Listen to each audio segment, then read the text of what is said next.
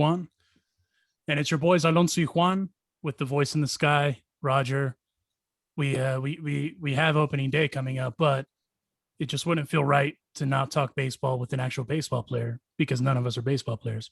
So, I mean, we can't play the music because A, we don't want to get sued, and B, Zoom doesn't like to work with us. So just imagine a mariachi loco playing, and that's who's walking in. El Titan, Adrián González. Adrián, thank you for joining us. Well, thank you guys. Really appreciate the invite, and it's a pleasure to be here with you guys. And hopefully everybody can imagine or play it in their phones, Mariachi Loco. But thank you for that, and it's great to be here. Thanks.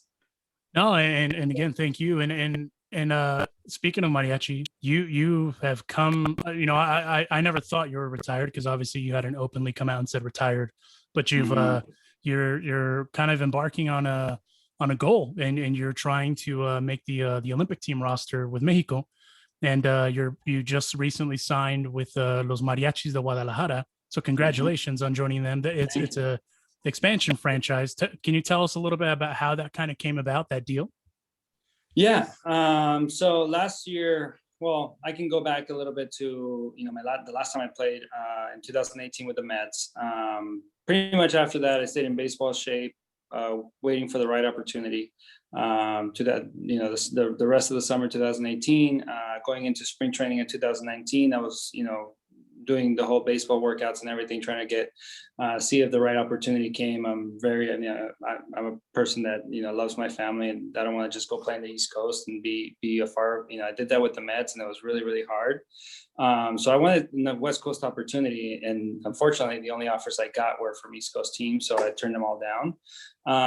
And at that point, going into 2019. Basically around the midsummer, I said, okay, I'm not going to sign them. I'm just going to think about retirement. But around the same time, around September, before I just kind of said, okay, I'm going to hang him up, I found out that, or I saw that Mexico qualified for the Olympics, and that the Olympics were going to be in 2020. At that point, I said, you know what, this would be a great opportunity to go play, try and go play in Mexico, go try to make the Olympic team, and then retire after that. So that was the plan, and kind of kept in baseball shape at that point. But then the pandemic hit, obviously pushed everything back a year. And then this year, after the pandemic and everything, so last year I would have had to play for, I don't know, Sultanes de Monterrey or Diablos Rojos de Mexico, or another team, maybe Toros de Tijuana, which were the three teams that I was talking to leading up to 2020 until the pandemic hit and everything shut down. And then this year, when I found out that the Mariachis were going to have an expansion, everything kind of tied in. Like you said, pretty much my whole career walked out to Mariachi Loco, wore a chapo suit, which a lot of people will call mariachi suit, and a lot of Mexican traditions. And Guadalajara is a huge city when it comes to traditions, and a lot of the things that we think about Mexico, at least here in the States, or what the people in the States think about.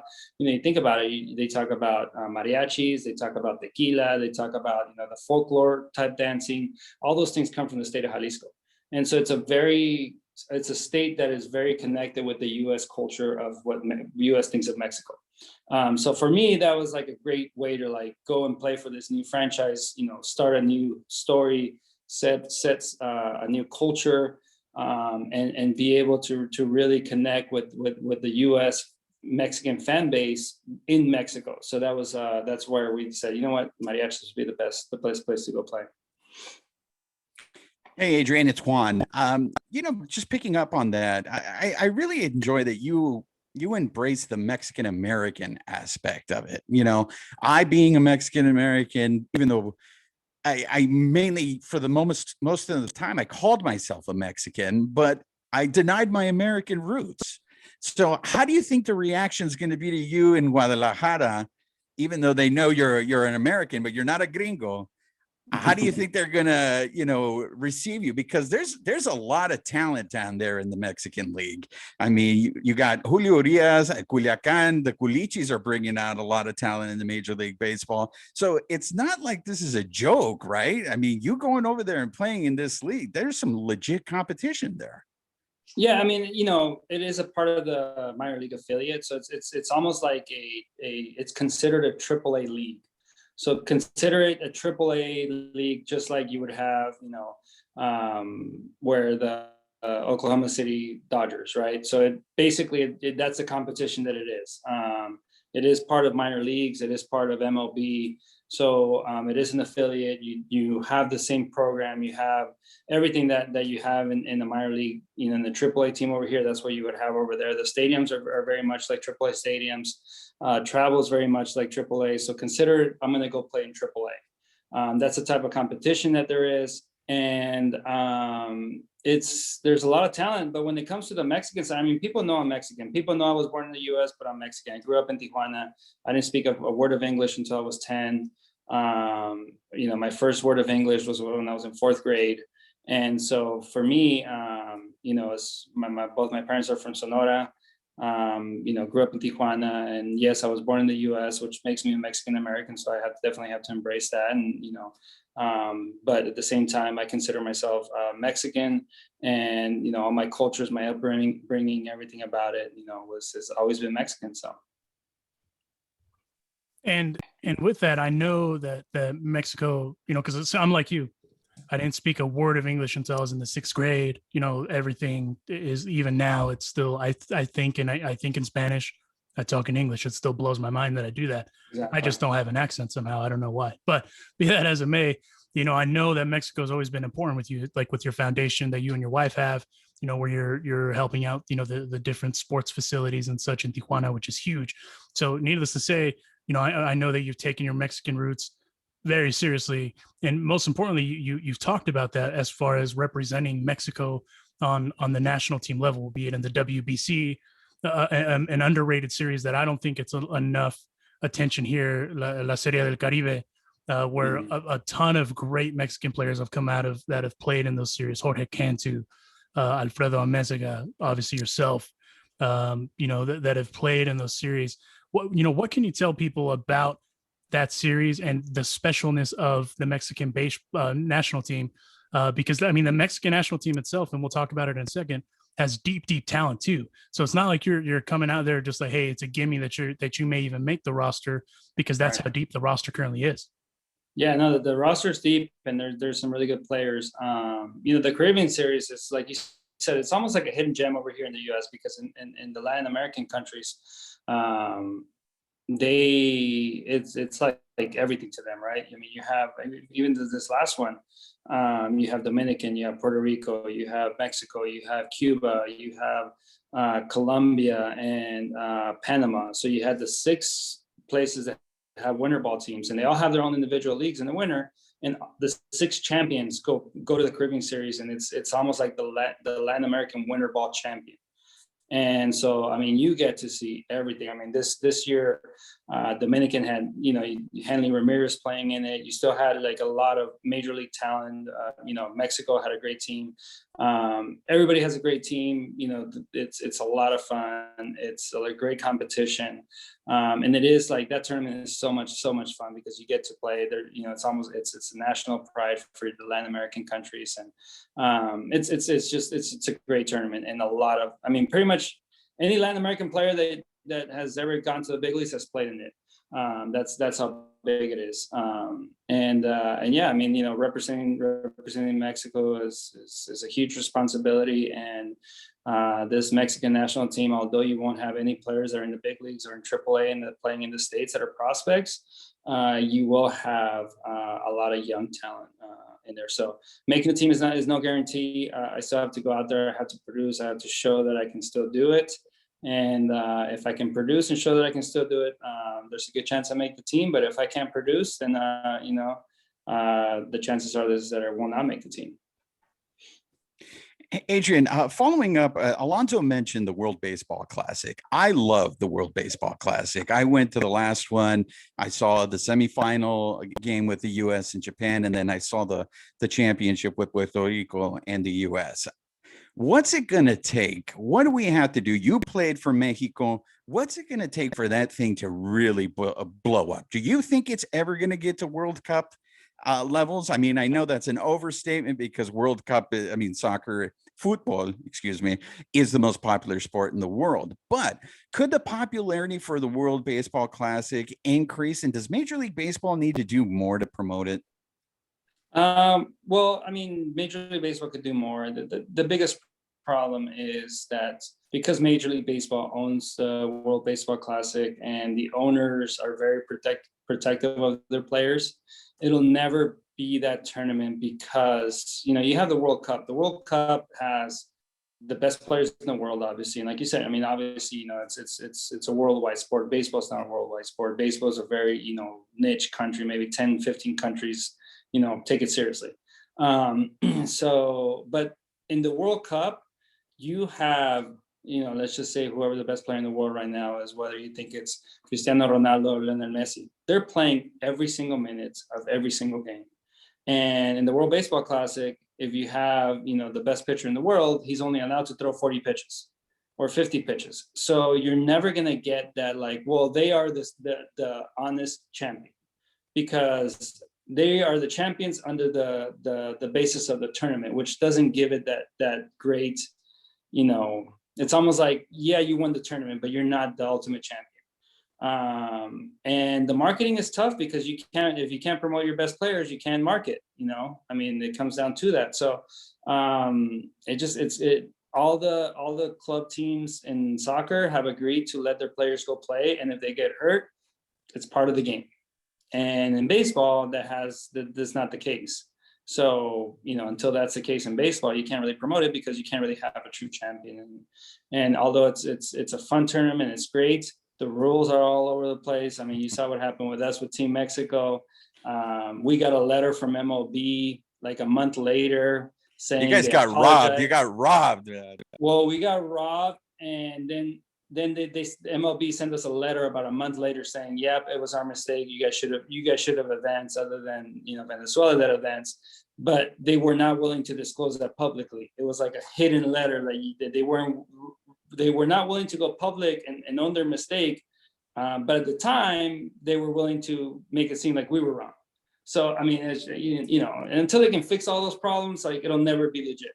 Is that worse when they admit that they were wrong, but they won't let anybody else? Would you rather that they just ignored it and not even addressed it? I mean, they should have just came out publicly, you know, even if it's a simple statement to the public, like, hey, you know what, we acknowledge that we made a mistake. It's in the past, you know, there's nothing we can do. We're sorry, Team Mexico. But at least that gives you a little bit of like, okay, at least they own their mistake, you know. But when somebody doesn't really own their mistake publicly, then it makes it a little bit like, they don't really care about it. And something just fell here, so you can ignore whatever that was. I apologize. For the record, this signed Messi jersey back here is proof that that's the best player on the planet. I don't care what anybody says. I rest my case.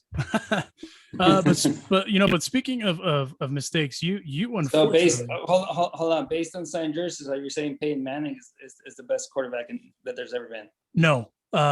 Best quarterback, in my opinion, at least of this generation, is Aaron Rodgers. Oh, there you go. Yeah. Okay. That's a hot take. I know that's going to anger some folks, but sabes qué? Go Pack, go. Right. Now we're never going to get Tom Brady on. That's fine. That's fine. Because ironically, the thing that I was about to broach on is probably why he would never come on. I'm curious because you obviously you played on some great Dodgers teams, some stacked Dodgers teams, and you know, 2017 is something that all Dodger fans have not forgotten, and then they're never going to forget. I know. You know, obviously you don't know this about me, but I come from the clubhouse background. I was a clubby for a long time. So as you know, there's a lot of stuff that's said in there that never comes out. And we know why. So as far as that goes, what can you tell us about your sentiment for that season and how you feel about it now that you know that everything has come out, todo el rollo ya ha salido, and we're here now? Well, first of all, I mean, honestly, like not everything has come out. That we know. I guess we should say, yeah. Yeah, I mean, you know, the players, we know a lot more than the public knows, in a sense, right? And so it's hard to make opinion or to have an opinion based on what's been said publicly versus what the truth is, or the overall truth is. I think the Astros were extremely at fault in a lot of the things that they did. And the punishment is, at the end of the day, they were punished by the public opinion, right? And they have been, and they will still be punished by the public opinion. And that's the biggest punishment anybody can really get, because at the end of the day, they're going to keep their rings. And so the public opinion punishment is where the punishment is, rather than in the games or in the fines, or that stuff is like, at the end of the day, it doesn't really matter. Like, as long as the public acknowledges and the public knows that they're wrong. Having said that, within the guidelines of what the MLB said that was illegal, I would say that 30 franchises were doing things that were not allowed. So as far as video room, looking at different options to steal signs and relay signs and all that stuff, every team does it. The extent that the Astros did it was over the top and should be punished, and where they were punished. So, I think they were punished, they have been punished, and they're going to continue to be punished by the fans, which is great. And I agree with that. Hey, Adrian, one of my happiest days as a Dodger fan was when you got traded to the Dodgers. I mean, first of all, it was because we had a Mexican superstar coming on the team, so I could finally rock a jersey with a Mexican on it. But I also I wanted to ask you how it feels for a player of your caliber to get not only traded, but you got traded more than once. How does that happen? I mean, how do you deal with it? I mean, it's not like you were a guy who wasn't panning out or you weren't putting up numbers. You were putting up ridiculous numbers. And then for you to get traded, I mean, how do you deal it? Does that mess with your psyche at all? Not really. It doesn't really mess with my psyche. I mean, I look at each circumstance in its own matter, right? I got traded from the Rangers to the Padres in a situation where the Rangers were trying to win now, and they acquired a veteran players, and that was the rookie in the deal. I got traded from the Padres to the Red Sox in the time when new GM, new owner with the Padres, and they wanted to have their own players and put a stamp. And I was the player that could, quote unquote, turn the franchise around and bring in these young players. The owner at the time, never made an offer and was not even willing to make an offer for a long-term deal because he didn't have the money, which he flat out told me. So I got traded to the Red Sox in that deal. The Red Sox trade to the Dodgers was 100% Dodgers owners going to John Henry and saying, "Hey, we want Adrian, and we'll do whatever it takes." And so Dodgers owner was like, "Okay, this is what it's going to take," and the Dodgers owners agreed. So, and you can go to Stan Kasten or anybody within that trade that say, Dodgers basically went to the Red Sox and said, "I want Adrian, and this is what it's going to take."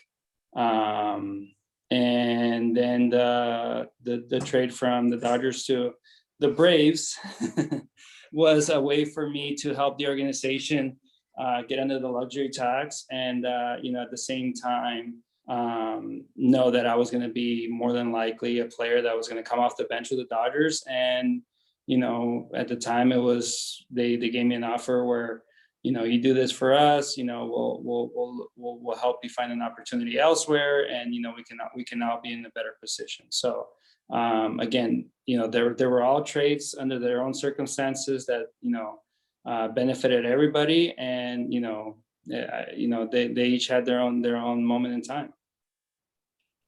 And I know you were a first round pick. A lot of people don't realize not only were you a first round pick, but you were a number 1 overall pick.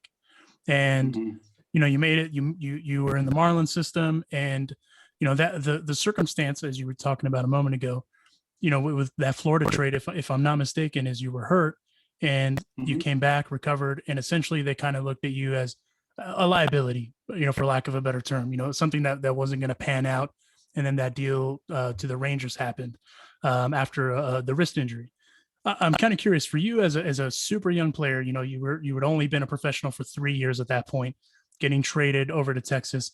How did that affect you, from the get-go at that point? And obviously, in hindsight, with the benefit of hindsight being 2020, you're able to look at them circumstantially now. Yeah, I mean, you have to understand the whole trade as a whole, because I didn't get traded being a liability. I got traded because that's the Rangers wanted me in return for Miguel Urbina, who helped the Marlins win the World Series that year. The Marlins needed a closer, because they were in the playoff run. And when the Marlins went to the Rangers and said, we want Miguel Urbina, the Rangers said we want Adrian.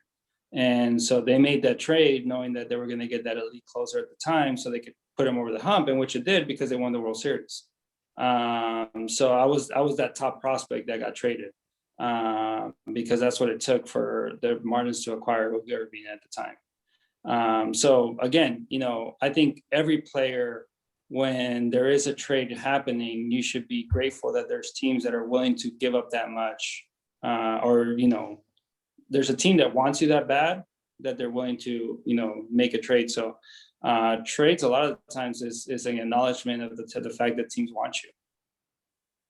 Hey, Adrian, where did the Titan nickname come from? So when I was playing for the Padres, the Mexican broadcaster, Eduardo Ortega for the Padres, he has a thing where he gives everybody a nickname. Everybody that plays on the Padres gets a nickname. And so that's like a Mexican thing, isn't it? We always have to give everybody nicknames, right? Everybody gets a nickname, exactly. So he gave everybody a nickname. I mean, he gave Khalil Green was Aquaman because of the way he stretched for balls when he was diving. He named my brother Edgar when he played. He named him the Conquistador because he had to conquer a lot of things to get to the big leagues. He had a nickname for everybody. Everybody had a nickname. And so he started calling me the Titan from East Lake because the high school that I went to in San Diego were the East Lake Titans.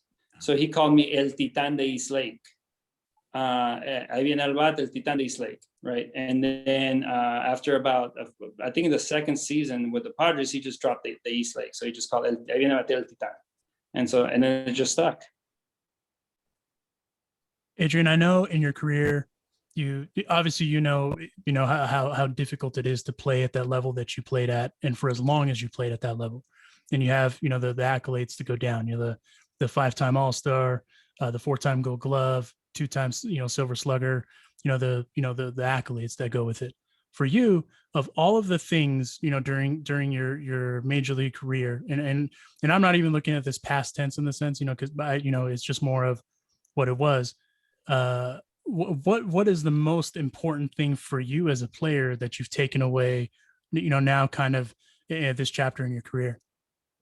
The most important thing I've taken away, I think it's just everything as a whole, just the enjoyment of being able to play the sport that the profession I wanted to do as a kid, and I was able to do it, and I was able to accomplish it. And, I was able to accomplish these things. I think you can't really focus on one. As a kid, you always dream of a professional baseball player and playing in the big leagues and playing for the certain teams. And I was able to live all those things, and it was amazing. And you really can't, you look back as a whole and you're like, man, you can't really pinpoint one or the other. And you're just grateful that, that you're able to do it and we're able to do it at a high level. You talked about dreams. Were the Padres your team as a kid? Is that who you rooted for? Or did you have another team? And how was it playing for the Padres, being that you were a kid who, grew up in Tijuana? Yeah. I honestly rooted for the Padres and the Red Sox growing up. And then we would go to a lot of Dodger games because of Fernando. So it was weird that I was able to play for the 3 franchises that I honestly, we as a family, those are the 3 that we followed the most.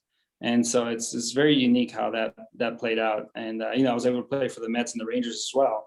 But the 3 franchises that we basically watched and followed the most were that I got to play for. And that was pretty cool. So, but being able to play for the Padres was amazing. I mean, I remember telling, friends and family that, when I grow up, I'm going to play for the Padres. And I was a huge Tony Gwynn fan so it was big. Did you ever get a chance to meet Tony? Oh yeah. Me and Anthony Jr. were really good friends in high school. We graduated the same year. We played in a lot of travel teams. So I was able to work out hitting, and he taught me about hitting off the tee. And when I was in high school and drafted and minor leagues and everything, so it was just amazing. Is he the greatest hitter? No, he was amazing. I in mean, Major League Baseball. I mean, I just can't. I was mean, the amazing. way he went to opposite field, and I mean, he taught you all that stuff, right? Well, he didn't teach me to hit to the opposite field. That was just something that I naturally did. But he taught me, a lot of things about studying video, about staying inside the ball, and just consistency and being and having the same routine. And basically, he taught me his T routine, which I did for 15 years. All these things that I learned from him were incredible knowledge that I was able to obtain. Thank God. Thank you for sharing that. Any opportunity I get to talk about Tony Gwynn, I'm going to take it, because I think fans, especially younger fans, need to remember how great that guy was. Yeah, and one of the things that hurts me so much is that he would be not giving a chance in this day and age because he didn't hit the ball in the air.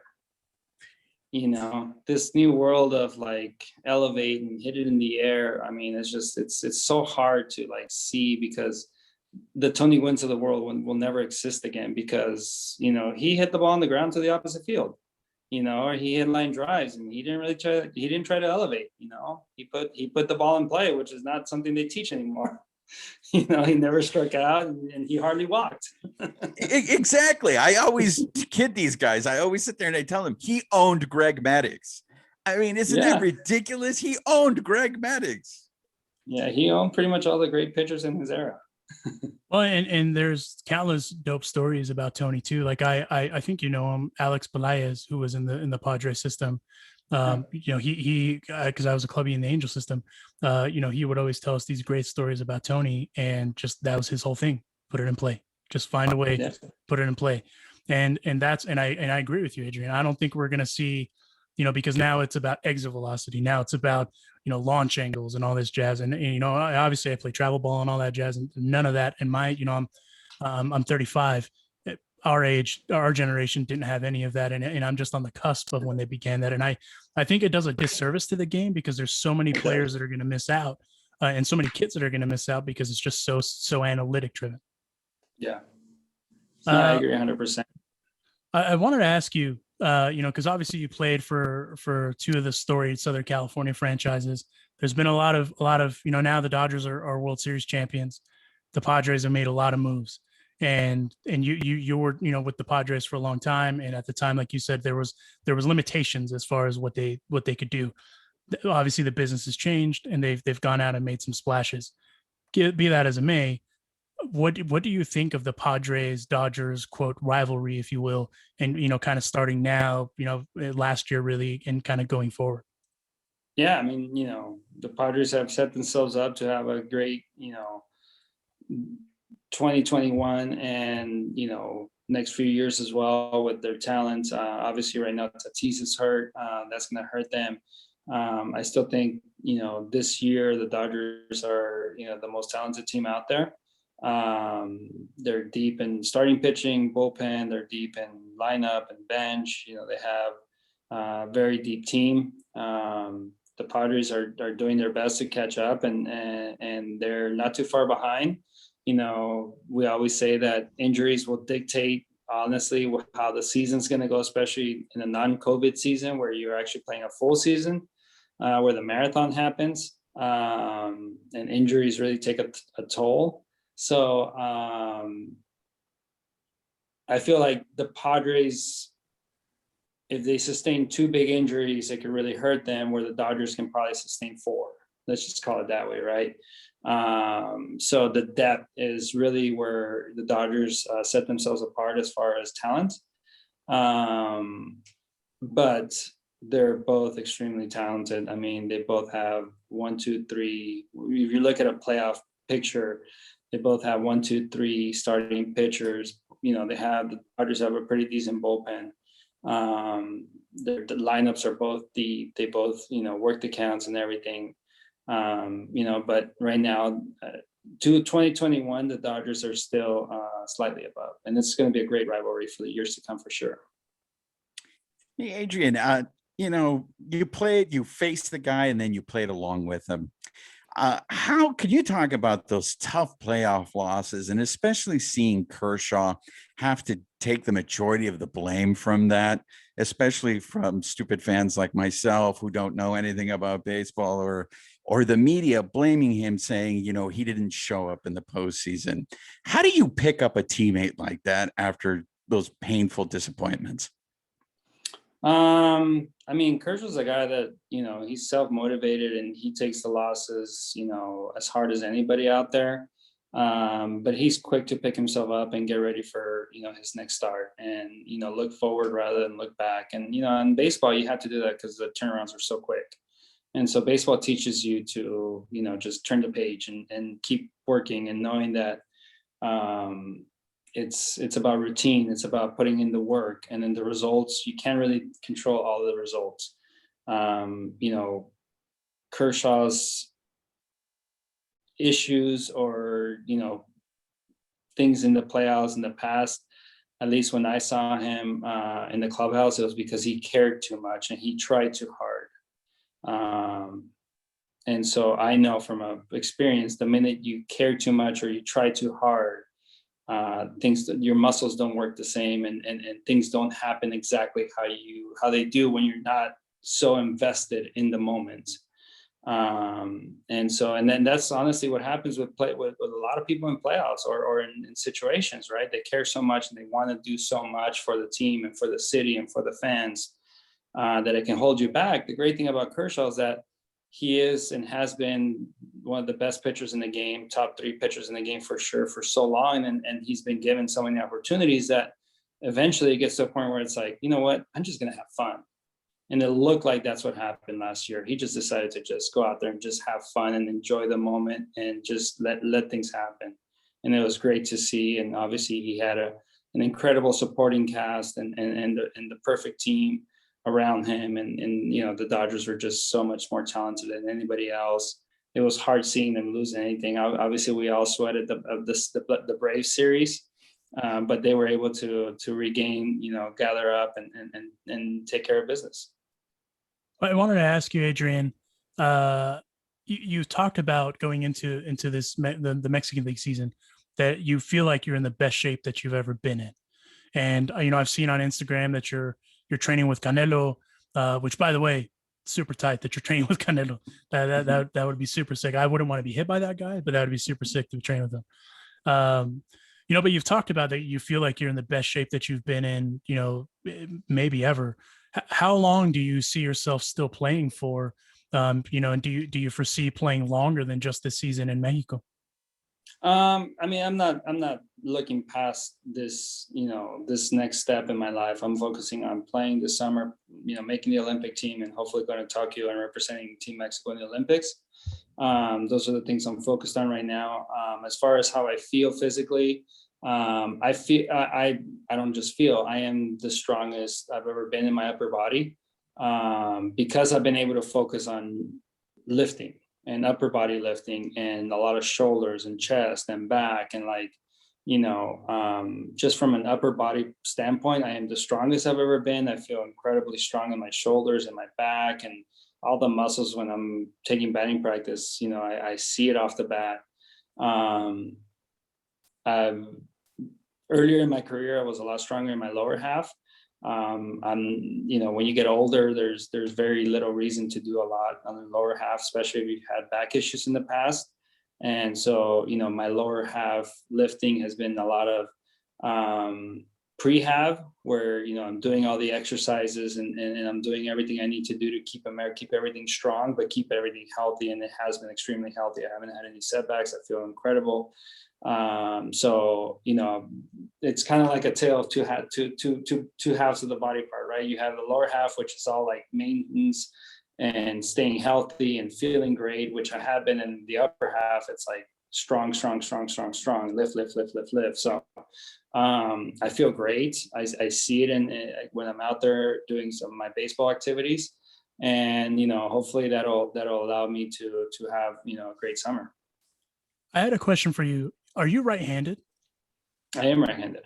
So I'm opposite of you. So I'm left-handed and I do everything right-handed sports-wise. Can I ask you, how it came about that you ended up being a lefty with everything, baseball and golf wise, even. But that's that you would have to ask God that question, because it's one of those things where, I mean, my dad saw me eating, he saw me moving around as a kid. He's like, this kid's gonna be right-handed. He bought me a right-handed glove. I grabbed the glove and I put it on my right hand and I threw it with my left. And he switched it over. He's like, this kid's right-handed. And then I picked up a ball and I would throw it with my left. And then he gave me a bat. He put me to hit right-handed, and I would turn it around and put it on my left shoulder and I would swing left-handed. So I mean, it's just one of those things where, growing up, my dad thought I was going to be right-handed, and I turned out to be left-handed in baseball. Yeah, my parents were just like, nah, no hacer zurdo, no hacer zurdo, just because the whole Mexican thing, right? And what's funny about that, though, is my brother is completely left-handed. He cannot do nothing, a thing right-handed. So I guess that's just kind of their karma for trying to force me to be right-handed, because everything, I can't throw a ball left-handed. I can't swing, a club left-handed. I can't do anything left-handed aside from right. And even like, I'm a musician, I can't play anything left-handed. So I was always curious of that. One of the things that's really weird about the way I am is, you see me throw left-handed, you see me hit left-handed, you see, I swing a golf club left-handed. I do all those things left-handed, and you're like, oh, this guy's left-handed.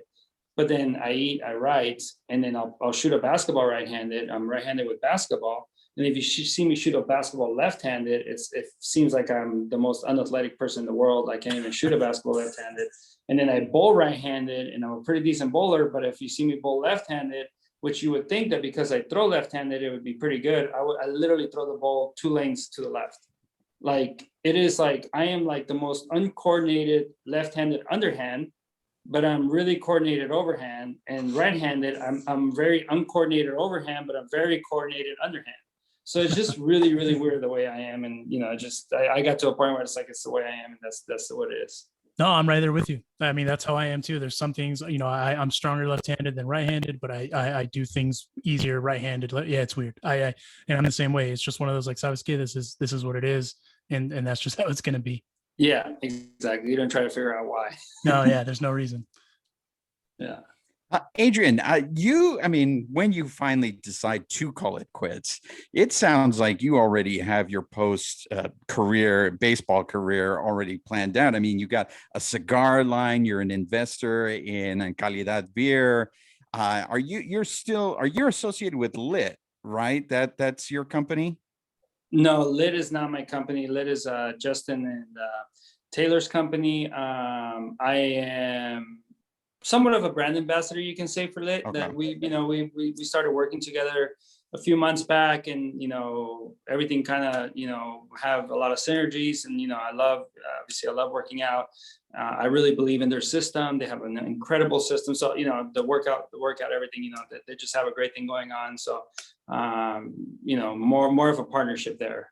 Okay. So, I mean, you seem to be a real entrepreneur, but do you see yourself maybe getting into broadcasting later on in life? I can see myself doing, I did some broadcasting for Fox Sports in Espanol.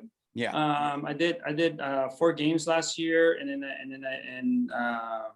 and I really enjoyed that. During COVID, it wasn't the best time to do it because, I don't know. I feel like they make you fill out a questionnaire that you can let your way through, and then you sit in a room indoors for 4 hours where everybody's breathing in the same room. So during COVID, it wasn't like the best time to do it. That's why after like those 4 games, I was like, you know what, probably not the best idea to do it. But I do see myself working on a game to game basis almost, where I can do some games in Spanish, do some games in English, and just enjoy those special games that if they want me to do it, especially for Fox that's here in LA, and I can just basically drive to the studio, do the game, and drive back home. I don't see myself. One of the big reasons that I really enjoy, I enjoy being an entrepreneur and owner, and having my businesses. I own 11 Jersey Mike's stores, and our company's growing in Jersey Mike's, and we're putting the first Jersey Mike's in Mexico at the moment. We'll open up like in a month. We have a lot of great things going on with Jersey Mike's, and like you said, with Calidad Beer and the cigars, and different partnerships that I have. I'm partnering in the athletic apparel company, a bunch of different things, and that takes a lot of my time. So I don't want to tie myself to like a full schedule of broadcasting, right? And, Lon Rosen's an incredible friend and an incredible mentor. And he keeps asking me, he's like, hey, when are you going to come to the Dodger games? When are you going to come to the Dodger games and work for Sportsnet and be a game analyst and broadcaster for Sportsnet? And I'm like, Lon, I'd love to do it. And, let me finish out my career. I'll retire. And then we can do game to game stuff for the Dodgers, do game to game stuff for Fox, and, do that kind of stuff. But I don't want to tie myself to a full season where all of a sudden I can't attend to my other businesses. So is it difficult to be critical now that you were a player, you're moving over now to the analyst side? You may know some of those players, you may have played with them. Is it hard to be critical of them? Well, I mean, I'll never be critical of a player, because I know that, when somebody strikes out or when somebody doesn't do well in a certain game or a certain situation, it's not because they're not trying to. It's not because they're trying to fail.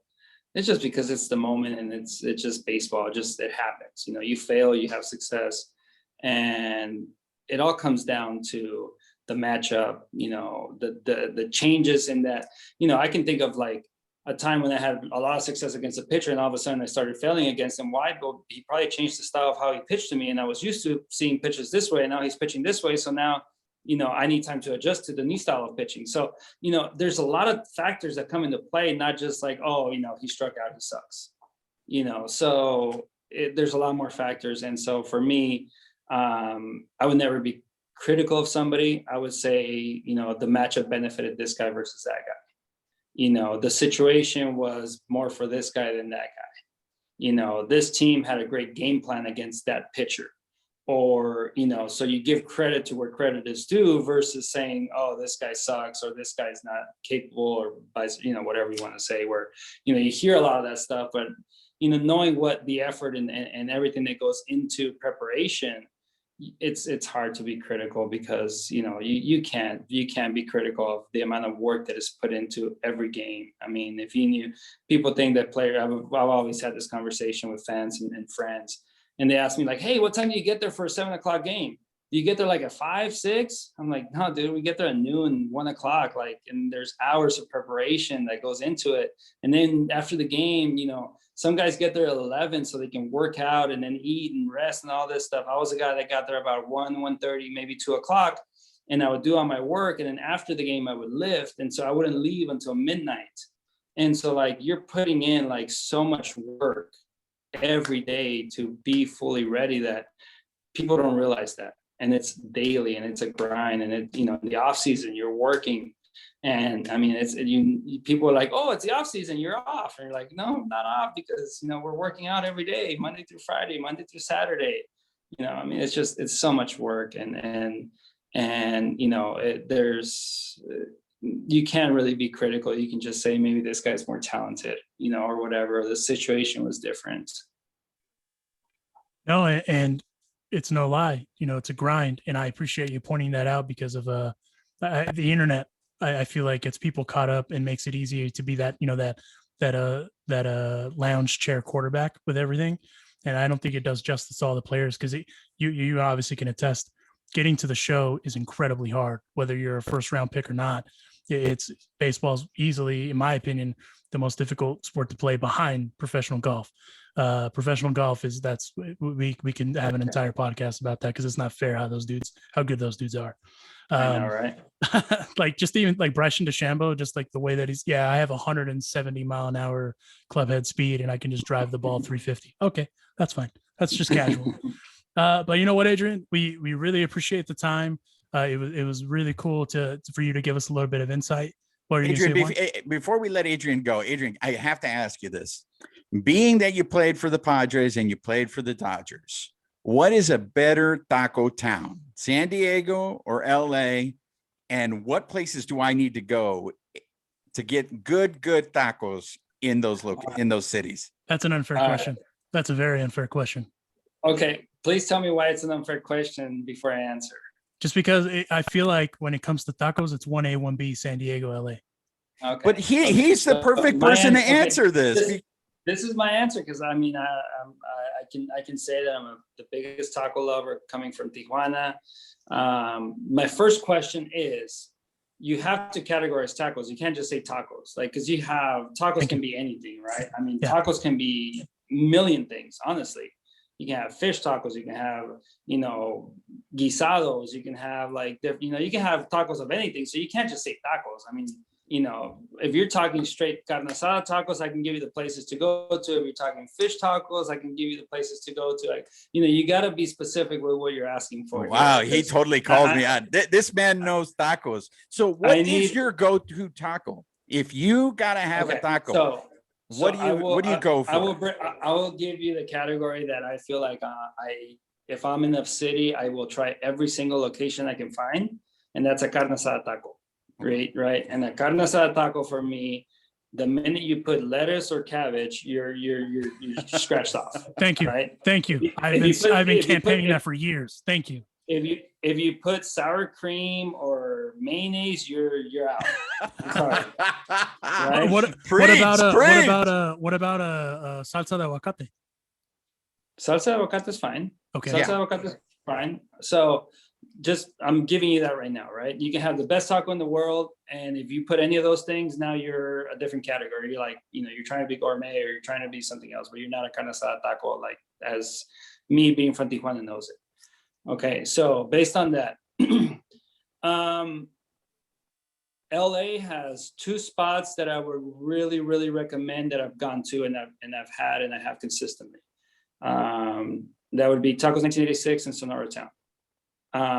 Both of those tacos are really good. Sonora Town will give you cabbage, but I don't put it on there. So, you know, they have Sonora Town has a great salsa, and their tacos are really good, and they have like an avocado cream that goes on there. Tacos 1986 is more of your traditional Tijuana style taco. I honestly, if I'm getting it at the store, I ask for them to put it on the grill a little bit longer, so they can kind of like the little fatty parts can get a little crispier and it'd be better. When I get it brought to the house, I put it on the pan for the meat for a little bit longer as well before I make it. Both of those places are incredible. I know that there's some really good places on the east side of town in LA that I've gone to, but I don't remember the names. Okay. So I'm not gonna say their names, but I know that there's a couple places that have really good tacos in East Los Angeles. And those are places that we'll just go, somebody will recommend them, we'll just go get them and they're like, man, that's pretty good. Or San Diego, you have Taqueria Revolucion that has really good tacos. You have a place called Taco Stand that has really good tacos. You have Tacos de Poblano that has really good tacos, carne asada tacos. And then some people do like, what's it called? The one that's in Vegas also. Oh, Tacos El Gordo? Yeah, Tacos El Gordo, but they're not my favorite carne asada tacos. They have really good like tripa and buche and like all those other stuff, but they don't have really good carne asada tacos. I would say their buche is elite. There's very few places that make the buche the way that they do. Yeah, but their carne asada is not great. So I wouldn't recommend them for carne asada, but if you want all the other stuff, they're really good for the other stuff. And so those are the places I recommend in each city for the most part.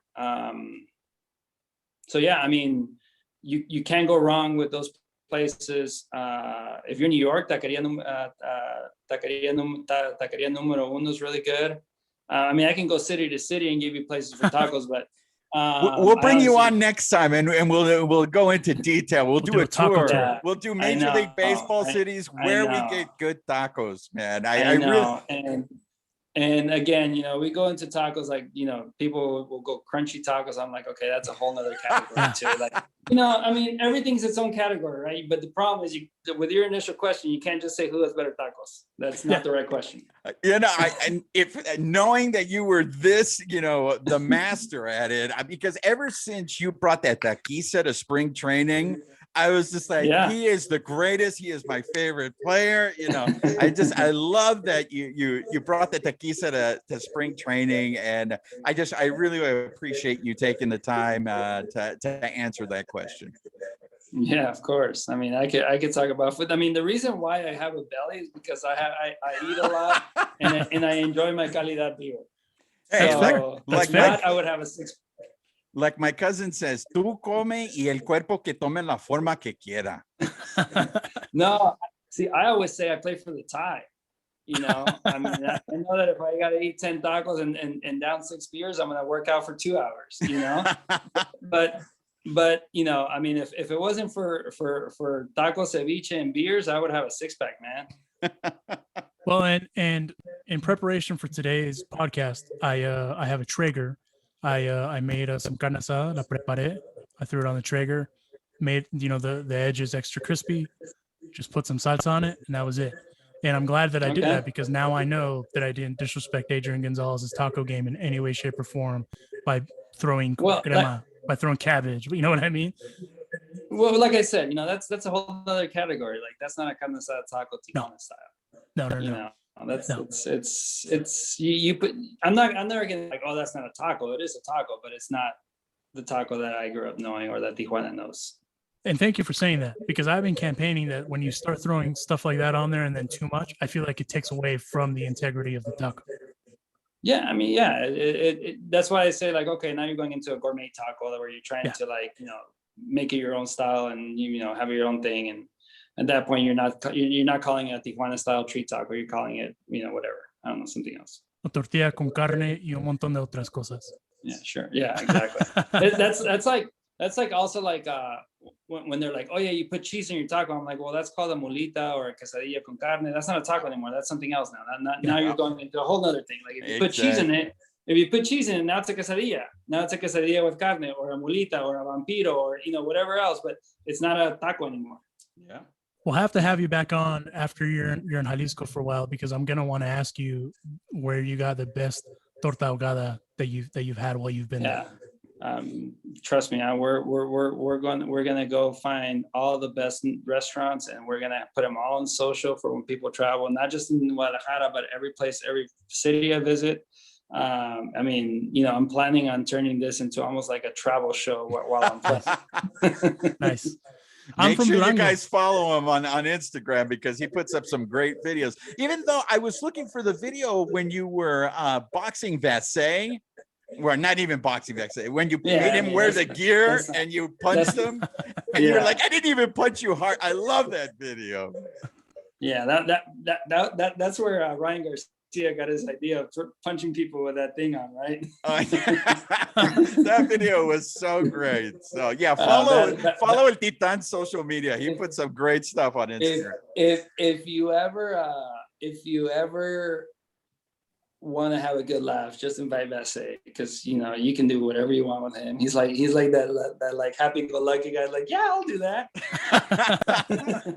Yeah, we can do that. Yeah, just hit me as hard as you can in the stomach. We'll be fine. We'll be fine.